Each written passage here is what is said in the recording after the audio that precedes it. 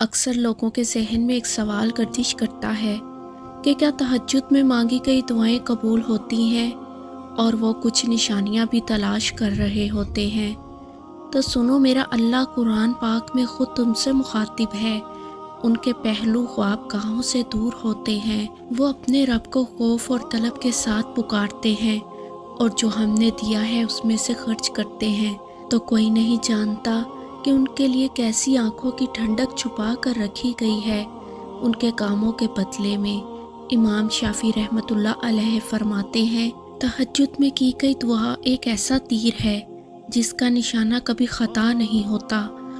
وقت تہجد اللہ اپنا عرش نیچے لاتا ہے اور خود وہ تمہیں پکارتا ہے کہ کوئی ہے جو مجھ سے دعا مانگے اور میں اسے عطا کروں، کوئی ہے جو مجھ سے مغفرت طلب کرے اور میں اسے بخش دوں۔ اکثر لوگ یہ سوال کرتے ہیں کہ میں نے تو بہت سی دعائیں بھی کر لی ہیں، بہت سے وظائف بھی کر لیے ہیں، مگر پھر بھی اللہ میری دعائیں نہیں سن رہا۔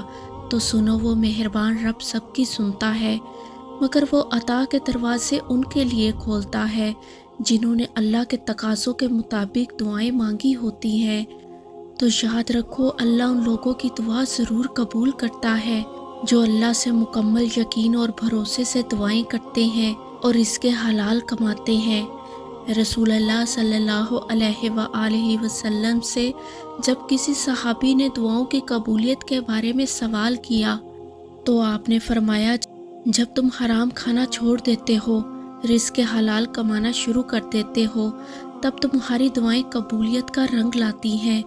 اگر تم وہ نشانیاں تلاش کر رہے ہو جن سے تم جان سکو کہ تمہاری تہجد کی دعائیں قبول ہو چکی ہیں، تو سنو، تمہاری تہجد کی دعا قبول ہونے کی سب سے بڑی نشانی تو یہ ہے کہ جب تم خشوع و خضوع کے ساتھ روزانہ اپنے بستر کو چھوڑ کر اللہ کے روبرو کھڑے ہو جاتے ہو، جب تہجد کی قضا تم پر بھاری ہونے لگتی ہے، تم بار بار اس مہربان رب سے دعائیں کرنا چاہتے ہو، تم اس یقین کے ساتھ دعائیں کرتے ہو کہ وہ تمہاری سن لے گا، تو سنو، اس وقت تم اللہ کے بہت محبوب ہوتے ہو۔ اور یہ کیسے ہو سکتا ہے کہ وہ اپنے محبوب کی دعا کو رد کر دے؟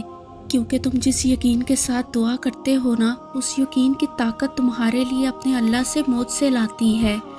تمہاری تہجد کی دعاؤں کی دوسری نشانی تو یہ ہے کہ جب تمہیں عبادت میں سکون ملنے لگتا ہے، جب تمہیں تہجد ادا کرنے میں مزہ آنے لگتا ہے اور تم انتظار کرتے ہو اس گھڑی کا کہ جب تم اپنے رب کے روبرو کھڑے ہو کے اپنا دکھ سنا سکو، اپنا نصیب سنوار سکو، جب ساری دنیا تکیے پر سر رکھ کر سو رہی ہوتی ہے، تب تم اپنے اللہ کی رضا کے لیے اٹھ کھڑے ہوتے ہو اور رو رو کر اپنے اللہ سے دعا کرتے ہو۔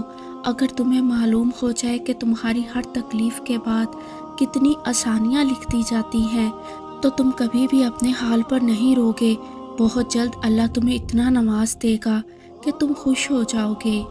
اور جانتے ہو، خاموش تنہا راتوں میں جب کوئی نہیں ہوتا، وہ تب بھی ہوتا ہے۔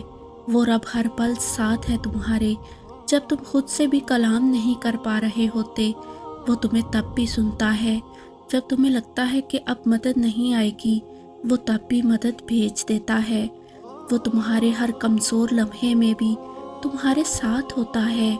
جب تمہیں کسی خوشی کی امید باقی نہیں رہتی، وہ تمہیں امید کے جگنو تھما ہی دیتا ہے۔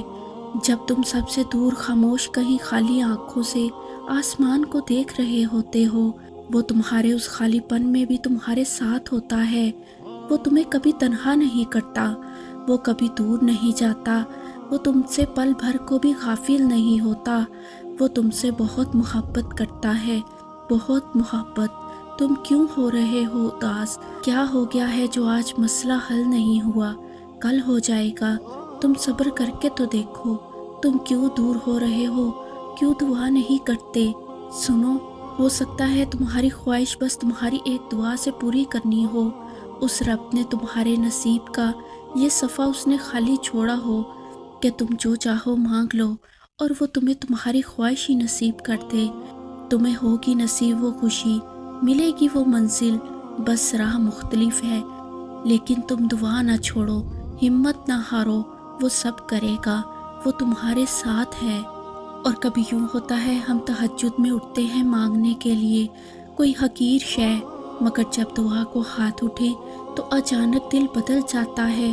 اتنی خاص عبادت اور اتنی حقیر شے کی طلب، خود ہی الفاظ بدل جاتے ہیں۔ رب سے رب کو مانگنے لگ جاتے ہیں، رب کی رضا، رب کی قربت مانگتے ہیں اور خود کو اس کے سپرد کر دیتے ہیں۔ بے شک لمحہ نہیں لگتا، رب کریم طلب بدل دیتا ہے، دل پلٹ دیتا ہے۔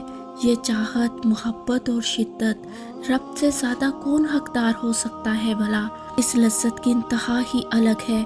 جب دنیا تھکا دے، دنیا کی اصلیت واضح ہو جائے، ہر شے، ہر رشتے کو جان لیں، ہر چیز کی حقیقت سمجھ لیں، تو پھر انسان اپنے بنانے والے کو سونپ دیتا ہے اپنے آپ کو۔